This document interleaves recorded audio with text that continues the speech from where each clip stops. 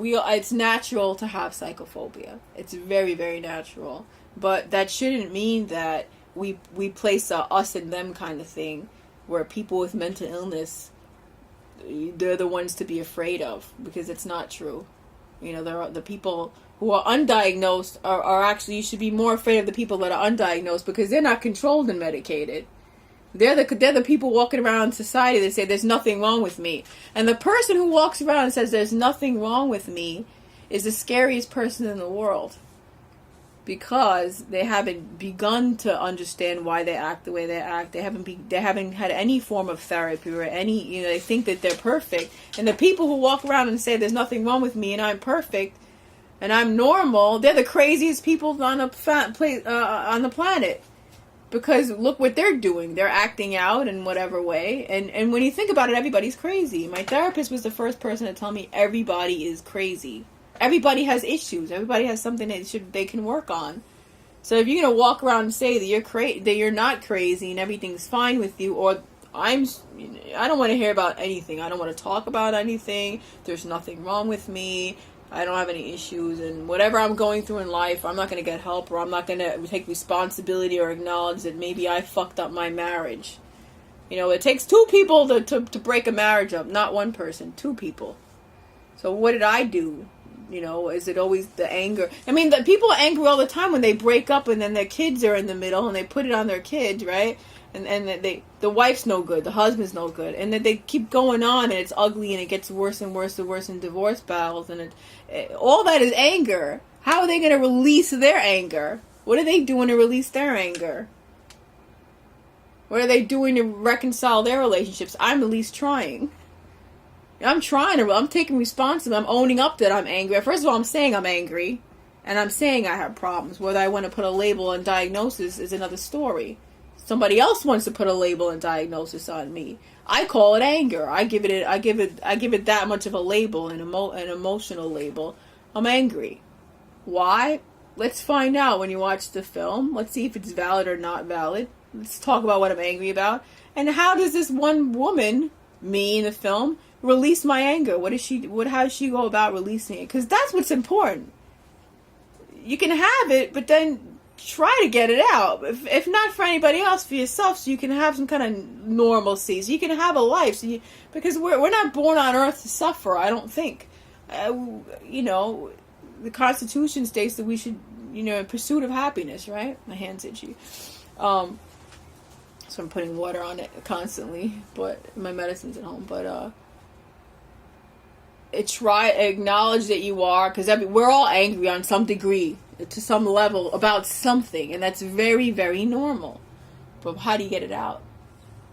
Do you even know why you're angry? When people watch this film, they're going to realize they're angry too, or they should know that they're angry about something in their life, or maybe they're not even aware. And it's not about you don't have to be raped, being in hospitals or raped, or be restrained to say I identify. You should identify because you're a human being, and it could happen to you. You could be treated this way. Maybe you are on some level, and you haven't even acknowledged that people are treating you this way every time you're angry, or you're cursing up a storm, or you're saying this so and so is no good, or I don't want, whatever. And then when you watch it, say, wow, I think I have some anger too, and I need to get it out. And if I'm judging someone for having anger, then maybe I shouldn't really do that, because I don't know what's behind all of that, Maybe I should stop in my approach and how I treat this person. So it's both ways, I think, And hopefully it'll help people in the mental health, who are working in the mental health system, and also people who've been diagnosed with mental illness. I think they can relate to that. And maybe they will use their art as a tool to help to heal themselves, or find a good therapist, or just tell their story to a friend, because you need to heal yourself. And you also have to realize that there are other people like you in the world that are in pain, and you're not crazy, you're not a bad person because you have a mental illness, or because you've been labeled with one. In fact, you don't even have to be labeled with someone. Instead of take the label back and say, I don't have depression, or I don't have this, or I don't have that, or I don't have whatever. Instead, I have sadness, and how am I going to deal with my sadness?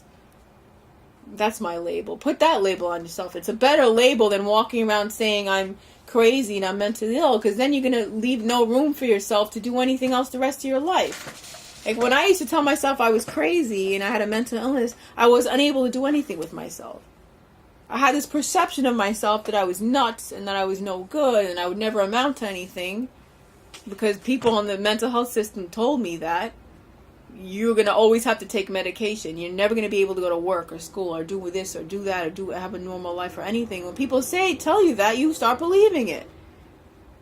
You know, when I grew up and my father said, you're stupid, and called me stupid all the time, and my mother said, I should have aborted you a long time ago. I wish you were never born.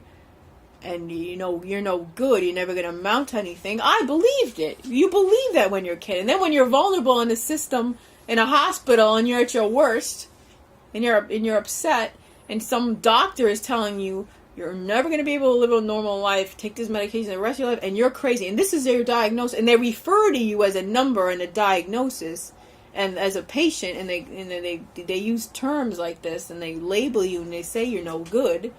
But by telling someone you're resistant to my treatment, or this is the only way, my way or the highway, or you don't get out of here if you don't take this pill and do what I say, and shut up and be quiet and don't feel anything, because I'm going to write it down and then medicate you even more. And a lot of times I've been locked up and said, well, this is why I'm upset. This is my perspective. This is what happened. This is what brought me to the emergency room tonight. The psychiatrist will listen to my story and cross it out. And what will he do? He will go in the next room and go take a phone call and call the parents or call the family and say, well, I just talked to your parents, and that's not true. You're a liar. And now you're going to go in for 2 weeks upstairs, and you're going to take this pill, which is an antipsychotic pill, because everything you just told me is wrong. When it's not wrong, you know? I'm here saying, doctor, this happened. I shouldn't even be here tonight in the emergency room. My parents want to lock me up to get me the hell out of their house. And my sister's angry with me because I'm bringing up issues of being upset, and meanwhile my mom, meanwhile they're treating me like hell, and they just want to get me out so they don't have to look at it, and I'm on the street, and then now you're locking me up and putting me in an emergency room, and this is the truth.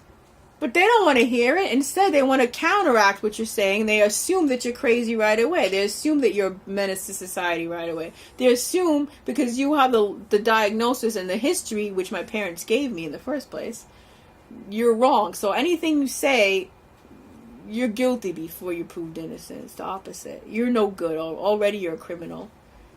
And I'm going to have power over you, and I'm going to exercise my power over you, and I don't care what you're saying. I'm going to call your parents. I'm going to get on the phone and call anybody and talk to anybody and believe anybody but you. Because anything you're saying is not important. You're nuts. I don't care what you say. I don't really want to know. I just want to know. I'm pretending I want to know so I could write in the chart and say that you're delusional and psychotic and everything you're saying is wrong and you believe everybody's against you now. Let's take it to the next level. Now you believe the whole world's against you. Okay, including your parents. And I just talked to them. Oh, let's lock you up, right?